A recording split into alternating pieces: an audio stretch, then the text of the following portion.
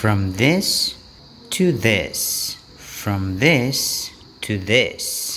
Paano bang maintain ang printhead ng printer na ito?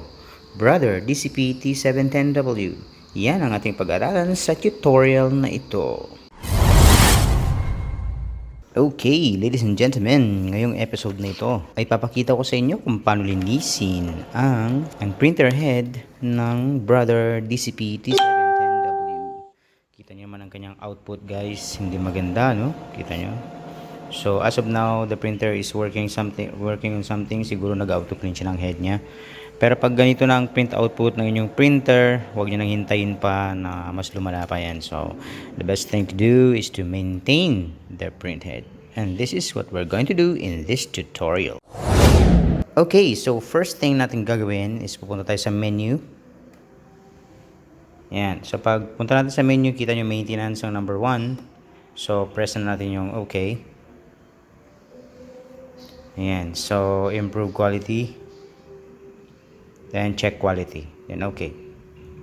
And then sabi niya set paper and press start. So let's press start.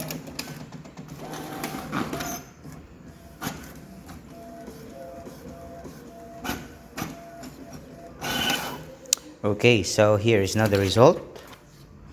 Now if you can see magenta, there's something wrong with the magenta output. Yan, tingnan nyo, hindi kompleto. Sa cyan, ganyan din, hindi kompleto, may mga dots na wala. Yellow is a little okay, pero mayroong isang dot na nawawala right there.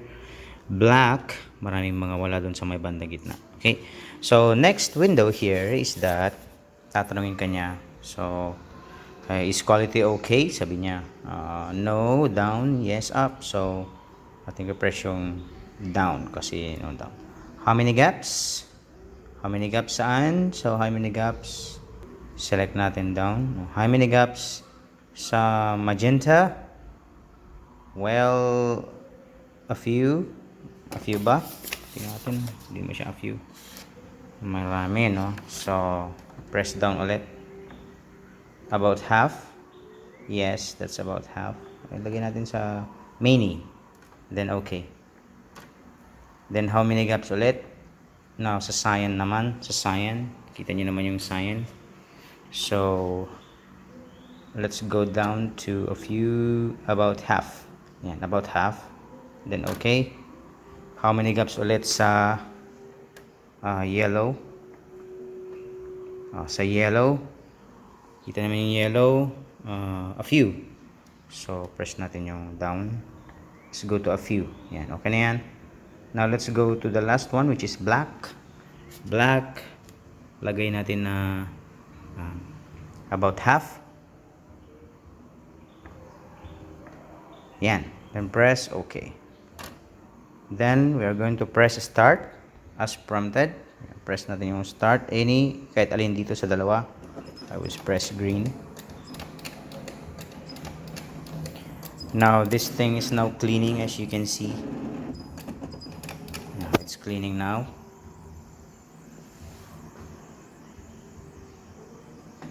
Yan. All we have to do is to wait.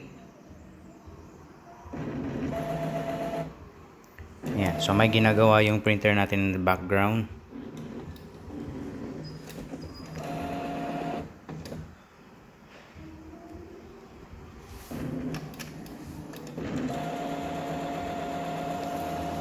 Maganda ang printer na to, guys.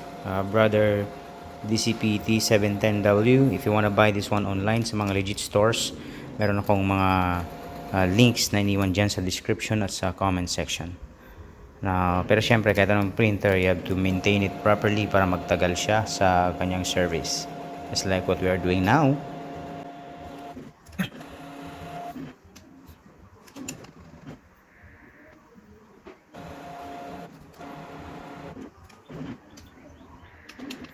Okay, it's normal na mag-ingay yung printer ninyo ng iba't ibang ingay, no? So it's just normal because just doing its thing para linisin yung kanyang sarili sa mga print heads niya. All you have to do is be patient and wait, just like what we're doing now.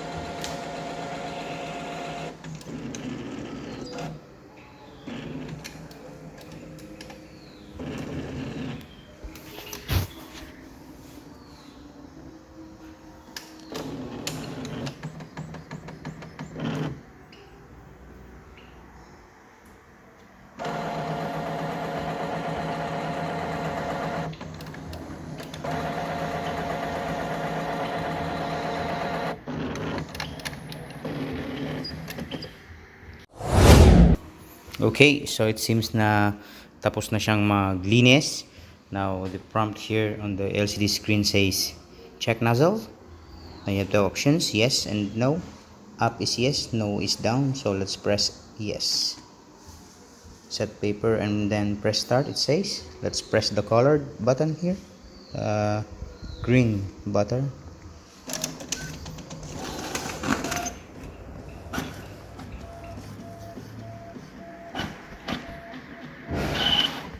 Alright, so there you go.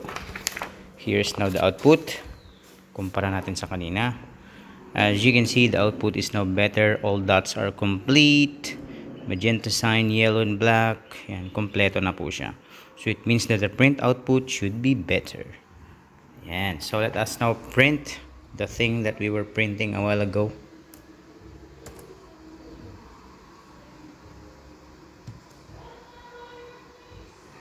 And the printer should be reacting now. We forgot to press the yes or no. Is the quality okay? It says our answer is yes, so it's up, completed. Alright, then let's exit, and then the printer will start printing because it has received a print request. And as you can see, the printout is much better now compared to the first printout a while ago. Alright, so there you go folks. Ganun lang po ang mag-maintain ng mga printhead ng brother printer DCP-T710W and other brother printers. Hope you learned something from this vlog. Please subscribe if you're not yet a subscriber. Kung sa palagay ninyo ay kailangan to ng mga co-teachers ninyo at mga co-workers, please send this video to them. Thank you very much. Please watch my video.